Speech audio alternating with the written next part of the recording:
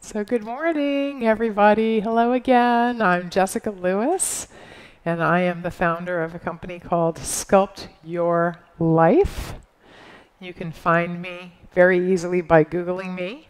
You can Google any combination of the words Jessica Lewis and Sculpt Your Life, and usually I'll pop up first. But if you're looking specifically for my website, it is spelled slightly differently than you would expect. The name of the company is Sculpt Your Life, spelled the way you would expect, but the website is spelled www.sculpt, S-C-U-L-P-T, urlife.com.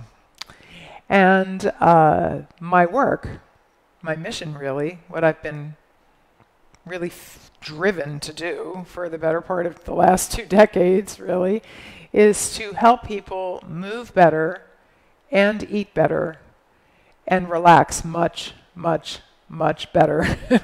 And to that end, I am a personal trainer and a nutritional counselor and an accredited Tai Chi instructor. I hold certifications in a couple different styles of Tai Chi, but frankly, between you, me, and the 100 million people who see these live streams, so it's not really a secret that I'm telling you, but let's pretend it is. My absolute favorite style of Tai Chi is the one that I teach 99.9999999% of the time, and it's called Tai Chi Cha. That third word is pronounced cha, like chuck wagon, if you're into food metaphors. I don't know if you can zoom in, but here it is. I have a little poster here that shows you all 20 movements. One reason why I love Tai Chi Cha so much is because there's only 20 movements. A lot of different Tai Chi styles, Tai Chi practices, as we like to say in Tai Chi speak, have like 108 movements. So it's way harder to learn 108 things than 20 things, right? So there's that. The other thing I love about Tai Chi Cha is that there's no rule in the Tai Chi rule book saying that we have to do all 20 of these movements. There's not even any rule saying that we have to do them in a particular order. I don't know, again, I don't know if you can zoom in on this thing, but it does say right here, this is the suggested order. And I will probably show these movements to you today mostly in the suggested order. The reason why I'm sitting today, though, is because I think I'm going to show you many of the movements both seated and standing. That's another reason why I love Tai Chi Cha so much. With almost no modification, every single one of the movements can be done from a chair. So all of that being said, I have literally never met anybody who can't do Tai Chi Cha. That's really the truth. I've actually met a lot of people who can't do lots of different styles of Tai Chi. They simply can't do them. They're too hard, or they aggravate painful conditions, or they're just too difficult to remember, for Pete's sake. For a lot of Tai Chi practices, you start moving, and the end of this move is the beginning of the next one. So basically, you've been flowing constantly moving for 45 whole minutes, and it's hard to remember all those movements. And with Tai Chi Cha, we also have little moments of mindfulness built in between each one of the movements. That's another reason why I like it so much. Most people, when they sit down to do good old-fashioned seated mindfulness, it's almost like they gave permission to the monkey up here to run amok, and the exact opposite of what they hope to achieve actually occurs. It's very crazy making sometimes for this little guy to go, eeh. So Tai Chi Cha has been qualified by some of our most important and well-respected medical authorities as nothing more than a moving mindfulness practice. We're talking folks like the American Medical Association. So that's another reason why I've literally never met anybody who can't do Tai Chi Cha and who doesn't benefit from doing it, because there's so much research out there that talks about the value of mindfulness, for Pete's sake. A lot of the research is saying, irrefutably really, that you can improve your well-being almost limitlessly just by doing mindfulness every day. So this is a huge bang for the buck. I mean, really honestly, a huge bang for the buck. So all that being said, I think we should just begin But let's do just a few moments of the good old-fashioned seat of mindfulness stuff first, okay? I have my little singing bowl with me here. Those of you who tune in week after week, by the way, thank you. I'm always very grateful when I see comments from people, the same people, over and over again. It's great to see you again. Those of you who tune in week after week know that I always have my little singing bowl with me. Now, you know, mindfulness is not brain damaging. It shouldn't be considered brain surgery at all. All it really means is paying attention to something, usually somewhere in your inner landscape, that you normally pay no attention to, without any judgment, and in the present moment. So if your mind wanders, rather than really criticizing yourself for, oh my gosh, I can't believe my mind wandered again, you could just sort of thank it for sharing whatever it was it had to tell you that was so important, and then just invite it back. Okay? You can do that as many times as you want, frankly. There's nothing in the world wrong with you or wrong with what's happening. That's just the way minds work. So let's begin to get present to the body. If you're sitting in a chair, sometimes the easiest way to do that is just start to notice the sensations of your body in the chair. Feel the chair touching your sit bones. You can also feel your feet touching the floor, or you could feel your hands resting on your knees, or you could feel the skin of your knees under your hands, or your breath. Check in. Just check in inside and find some spot that you normally pay no attention to, and pay attention to that. Okay? And I'm going to ring the bell here. I'm going to, what the Buddhists would say, I'm going to call the bell. And your whole job, until you hear me ringing it again, is simply pay attention to that thing you've picked. And if your mind wanders, invite it back. Okay, you ready? Let's go.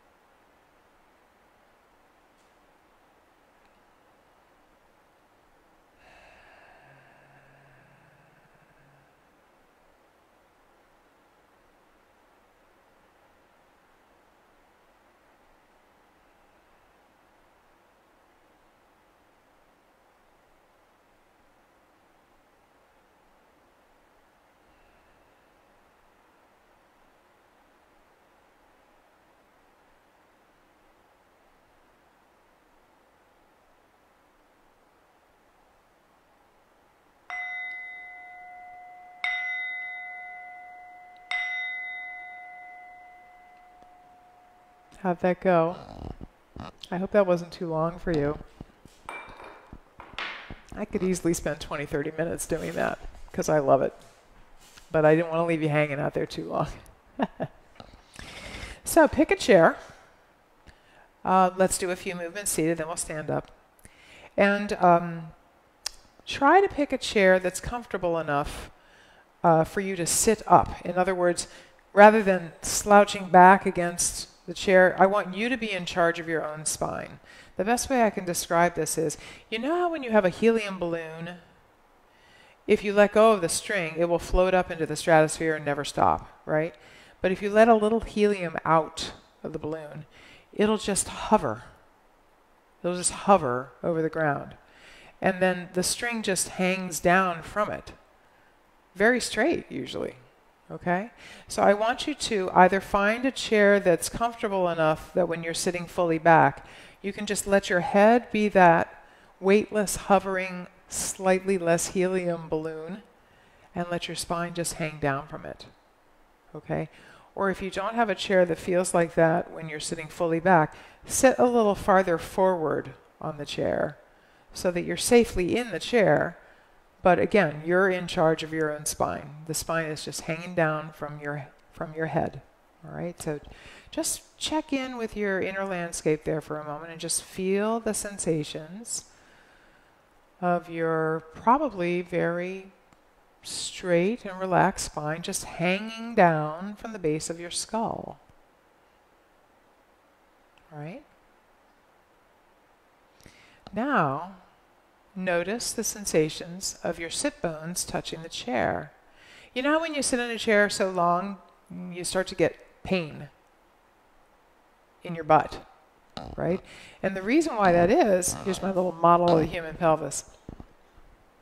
This is where people always know I'm a personal trainer, because there's very few Tai Chi instructors in the world that walk around with a model of a human pelvis in their bag. What I do. So here's the human pelvis from the side. When you're standing up, it's in this position, and that way the femur can hang straight down from the socket right here.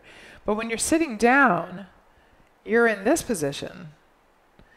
And that's why when you sit too long, there's pain. The pain is right here on these sit bones. And really, if you think about it, let's say for argument's sake you weigh 150 pounds.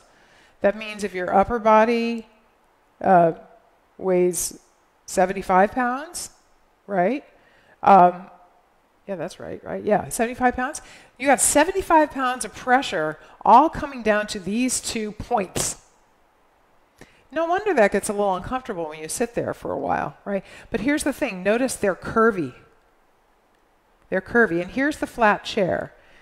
So with very little effort, you can actually let your body kind of roll forward and back on these sit bones. Rolling forward and rolling back on these sit bones. Rolling forward and rolling back. So let's go ahead and explore that feeling. While we're sitting here, we're just going to do it together. In fact, let your arms hang down. Just let them hang down. Roll forward a little bit. Roll back. Roll forward. Roll back. I want to call your attention to the fact that your arms are probably tracking forward a little bit when you roll forward. Feel them brushing by your thighs. Rolling forward, just maybe an inch or so. Roll back. Feel them brushing by your thighs. Rolling back. Just file that factoid away for a few minutes from now, okay? Now, I also want you to feel what's going on inside your body, but the only way you can do that is by feeling the outsides of your body. So I want you to put one hand in front of your belly, below your belly button, so about halfway between your groin and your belly button, and the other hand on the curve of your back. I'm going to put it around the side here so you can see it a little better. When you roll forward, do you feel the skin under your hand kind of rounding out a little bit more? And when you roll back, do you feel the skin get a little more concave? Now feel your back. When you roll forward, do you feel the curvy part of your back get a little curvier? And when you roll back, do you feel the curvy part of your back flattening out a bit? If you feel those things, you're moving the way I want you to. And here's what's happening. We have an energetic heart down here in our bodies, pretty much in the gravitational center of the body. So it's about halfway between the front and the back of you, and about halfway between the belly button and the groin. It's a big ball of energy. I could talk about this for an hour, but take my word for it, it's in there. Every major culture, both ancient and modern, knows that we have a major league brain going on down here. Okay? The Chinese call it the Dantian. It's spelled like Tan-Tien, but it's pronounced Dantian. So let's pretend this shower puff is like a ball of energy. And here's your pelvis sitting on the chair. I'm going to try to hold on to it in a way that it is positioned when you're on the chair. Here's the Dantian, right in the bowl that is your pelvis. And as you roll forward, the skin out front of that Dantian expands because this ball of energy has more room and it expands.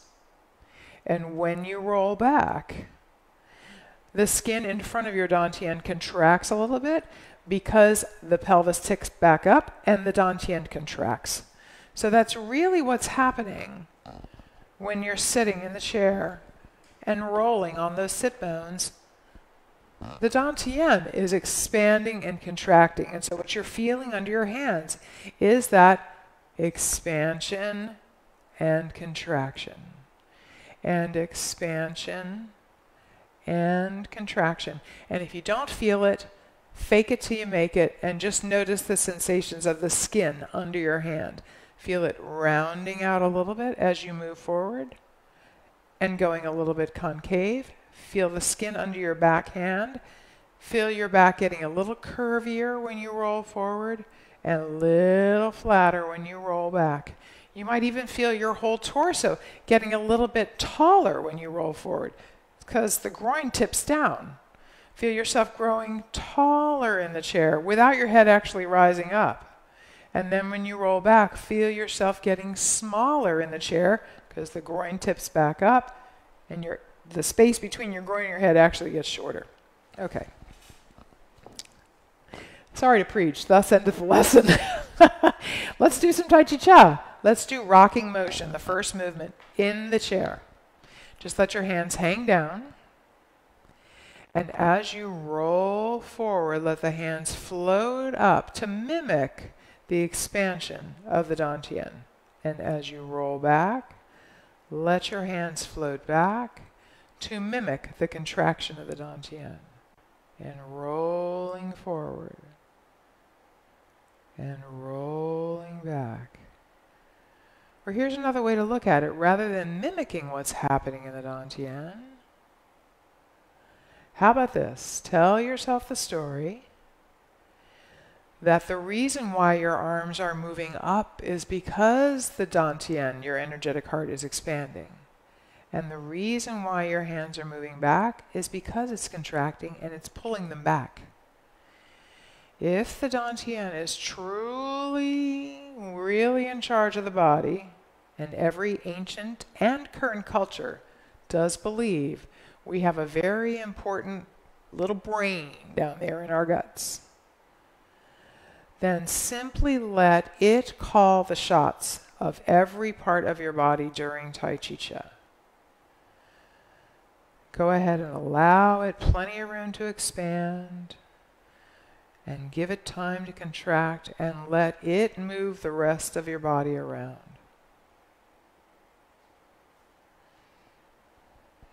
Let's do 2 more, just like this.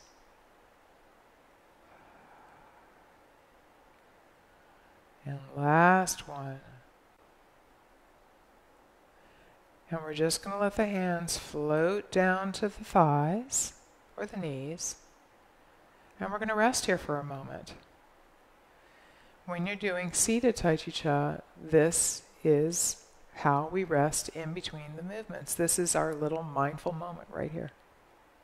Just feel your hands touching your knees, feel your feet touching the floor, and then move on. Let's do rocking motion standing though. It's really easy. Okay, so here we are in the rest position. Just put your heels slightly closer to each other than your toes. You have sort of like a V shape going on with your feet. Let your knees be soft enough that you can really feel your weight spread out across the soles of both your feet.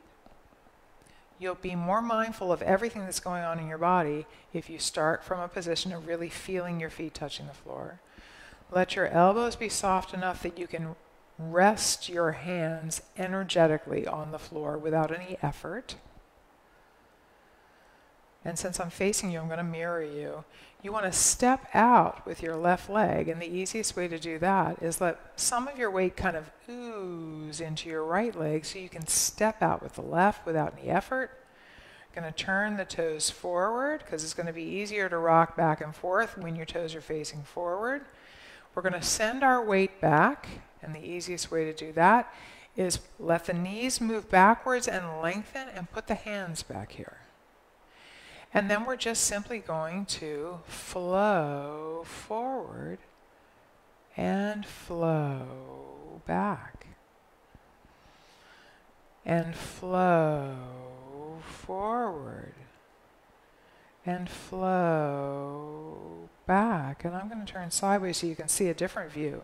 I'm just letting my weight shift slowly and steadily into the balls of the feet and lengthening the knees. slowly and steadily into the heels and lengthening the knees. And that's what enables the last little bit of weight shift to sock home. Right there. And then the dantian expands a little bit, then it contracts a little bit, and then expands a little bit in the front. Nice. So we're still all about the expansion and contraction of the dantian. And we're letting that action call the shots for the arms. Generally speaking, when the dantian expands, it sends the hands away, like thus. And when it begins to contract, it pulls them back down. And we expand again a little bit in the back. That's why it sent them back there.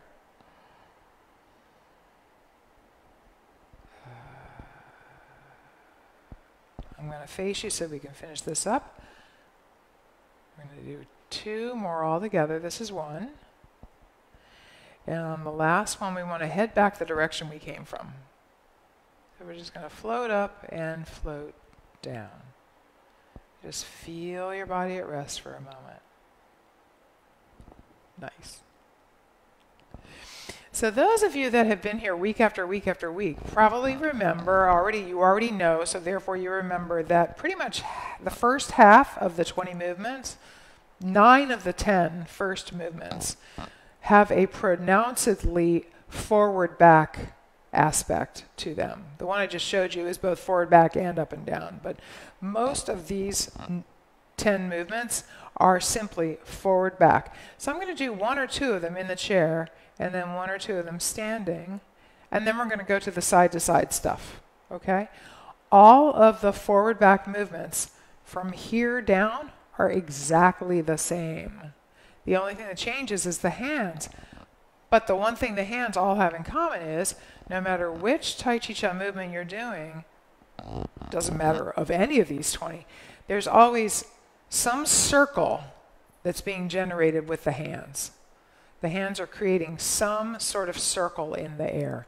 So let's do around the platter, seated. I'm going to sit a little sideways to you so you can see this a little bit better. Right. First, let's feel the body at rest.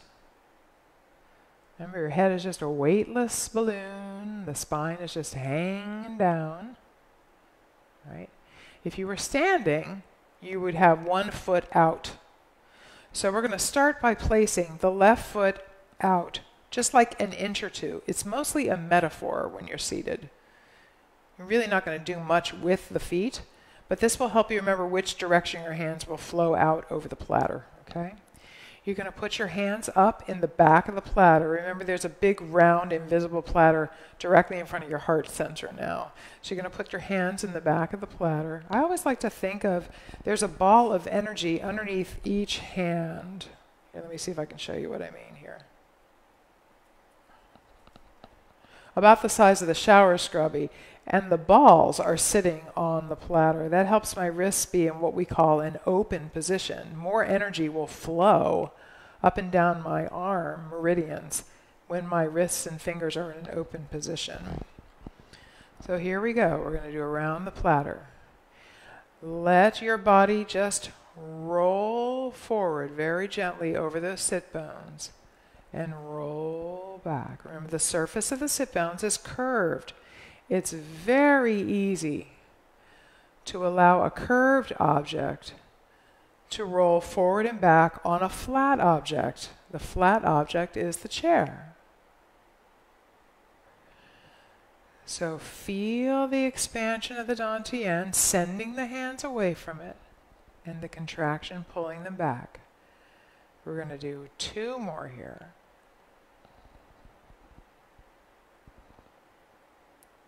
Last one. And we're going to let the hands float down to the knees. And we will simply rest for a moment. And then we do the other side. We're going to place the right foot out like an inch or so. On this side, I'm going to do around the platter variation. The reason why I'm doing this is to show you from here down, everything's the same. Up here, a lot of very similar things is going on.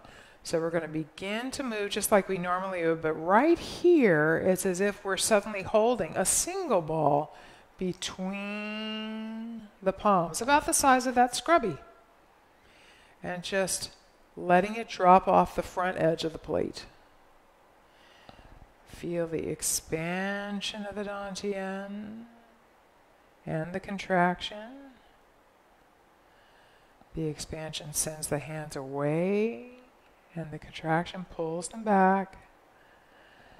And we're going to do one more. And we're going to let the hands float down to the knees and feel the body at rest for a moment. And now I'm going to do the same movements standing up. All right. Feel the body at rest. Since I'm facing you, I'm going to mirror you. We're going to sink down and shift to your right so that your empty left leg can extend without any effort. By the way, the best way to do Tai Chi Chih is with the effort of no effort. So the trickiest thing is figuring out how to allow different body parts to move without any work. That's how you let that leg go out there with no work. You put all the weight in the other leg first. The hands are going to rise up to the level of the platter. Since your left leg is sticking out, we're going to flow out over the left leg and then flow back over the right. Here we go. We're flowing forward. And back. The dantian is still expanding, sending the hands away, and contracting, and expanding, and contracting. I'm going to turn sideways and switch feet because I don't mirror when I'm sideways. See the rear leg expanding, and then the front leg expanding. Let's do one more. See the elbows expanding, and then contracting. And to end this, we just stand up and float back down to rest. Nice. So again, the dantian is in charge of this thing. It's like the little engine of the train, and all the other body parts are just responding to that. Did you see all the parts expanding when the dantian expanded and contracting when the dantian contracted? It's really cool. Let's do around the platter variation on the other side, okay? And now you'll be able to see the sinking and shifting from a different angle. We're going to sink down, shift to your left. Let your empty right leg extend. The hands up to the heart center. And we start to move, but just in front of the shoulder that's on the same side as the outstretched leg. Suddenly the ball is between the two hands. And then it just drops off the edge of the platter. Yes.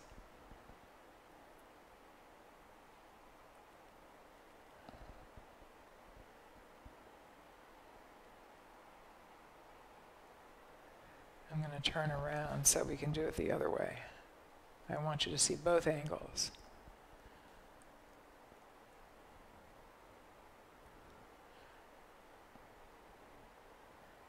And then just float back down to rest.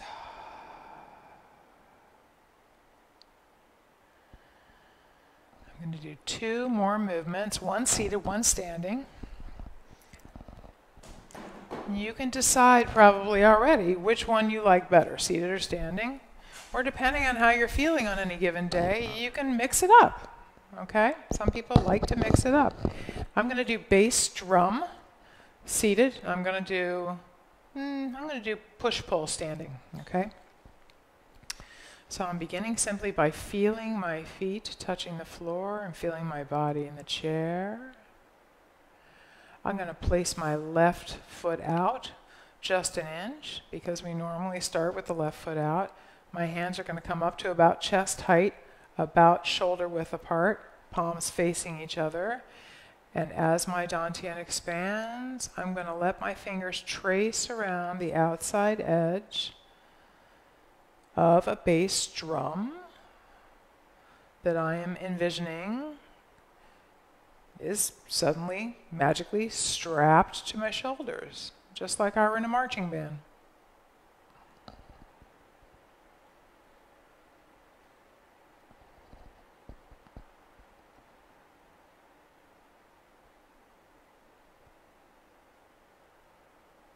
I'm going to do one more.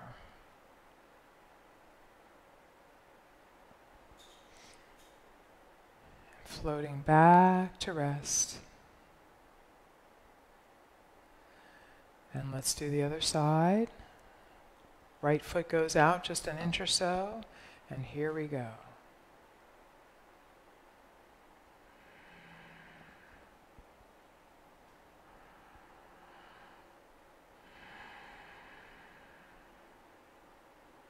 You might even feel your fingers kind of brushing along your thighs sometimes. I like that. It's like biofeedback for me. That my own body, which is really the only thing I really own in life, is a safe and wonderful place to be. I'm going to do one more. And just float back down to motionlessness for a moment. Feel my body in the chair. And then I would normally go on to another movement if I were seated, but I'm going to stand up and I'm going to do push-pull.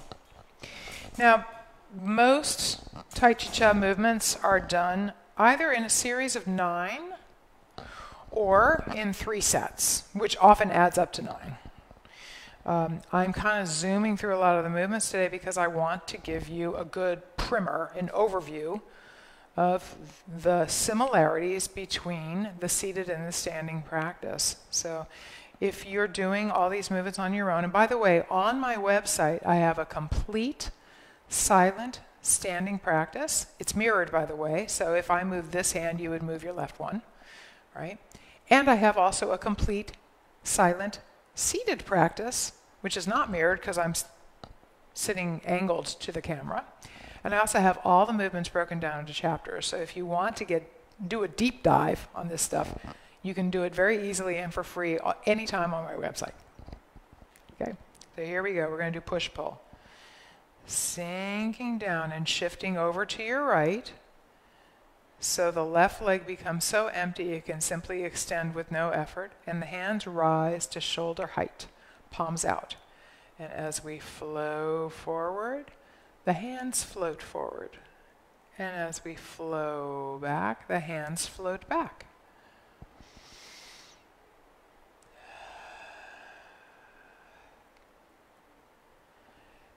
And really the only reason why these hands are moving out and back is because, again, the dantian is expanding and contracting. We're going to do one more on this side.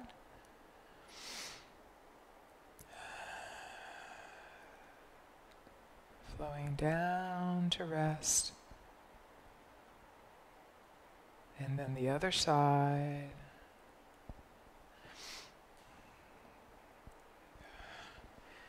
In Tai Chi Cha speak, we often talk about the principles of movement in Tai Chi Cha. A few of them you've already figured out: softness, smoothness, continuity, circularity. One of them we call flowing from the center. It's a fancy way of saying everything that I've been explaining to you today. Flowing from the dantian.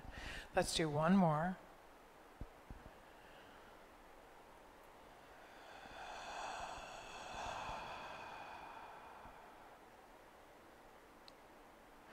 And by the way, if you really think about it, all the principles of movement in Tai Chi Cha are exactly the same as the governing principles of the universe. And that's one reason why when you do Tai Chi Cha, you feel and get well. It's because we're moving in ways that everything in the universe is moving. It's a pretty cool concept, but it's not even a concept, it's true. All right, we're going to go on to some of the side-to-side movements. Okay, I'm going to show you one side-to-side movement, standing first, then seated. Let's do carry the ball to the side. And I'm going to mirror you. And I'm going to keep it smaller so I don't walk off the view of my camera, and so you don't walk out of line of sight with your computer either, okay? We're going to sink down and we're going to shift to the right, but now we're going to actually let the waist turn to the right a little bit too. And what you probably just noticed is your right shoulder went back. So just raise that right hand like you're going to wave at me, and put your other hand in front of it. Up, suddenly you're holding a ball pretty much the same size and shape as you were when you were doing around the platter variation. Now, your left leg is probably so empty that it can just sneak away from the body with no effort. Now we're going to flow into the left leg. Here we go. And this weight shift, this expansion and then contraction,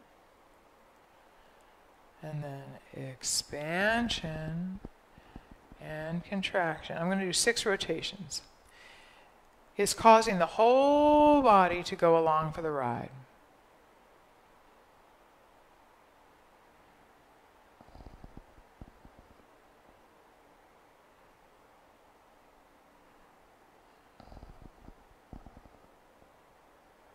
And here's our last one. We're headed to your left, so just stand up on that left leg and just float down.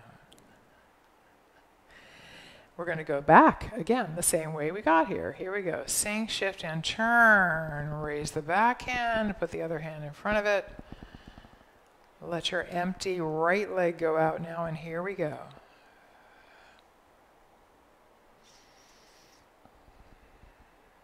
Let your hands and wrists become so soft. You actually feel the wrists rotating all by themselves as they roll around this circle you're drawing in the air.